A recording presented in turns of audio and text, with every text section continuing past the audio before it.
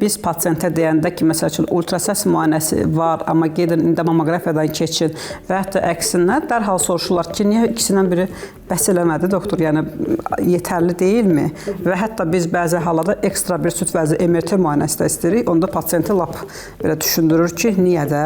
Yəni əgər biri varsa, ikisi varsa, üçüncüyə nə gərək var? Amma burada və ya məsələsi deyil.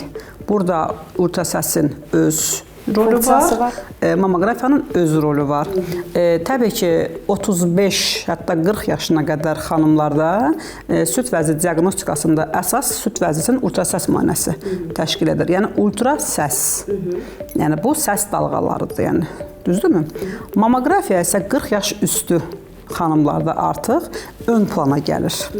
Yəni artıq, çünki niyə mən bayaq onun zaten biraz izahatını verdim? Çünki 40 yaşdan sonra artıq fibroqlandurlar toxuma, pey toxumasına əvəz dəyir deyə artıq mammoqrafiya daha düzgün görməyə başlayır.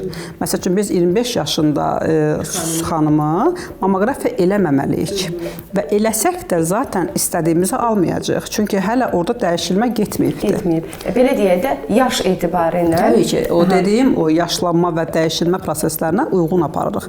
Məsəl üçün Avropa deyir ki, 40 yaşdan sonra hətta yəni mammoqrafiya edin. Biz 35-dən sonra qəbullanırıq. Çünki niyə? Çünki bizim xanımlar daha erkən nikaha daxil olur və daha çox uşaq dünyaya gətirir və süd vermə dövrləri də uzun olduğuna görə bu dəyişilmə daha tez baş verir. Eynən. Ona görə 35 yaşdan sonra mammoqrafiya eləmək uyğundur. Amma Avropada və Amerikada bu 40 yaşdan sonradır bu rəqəm.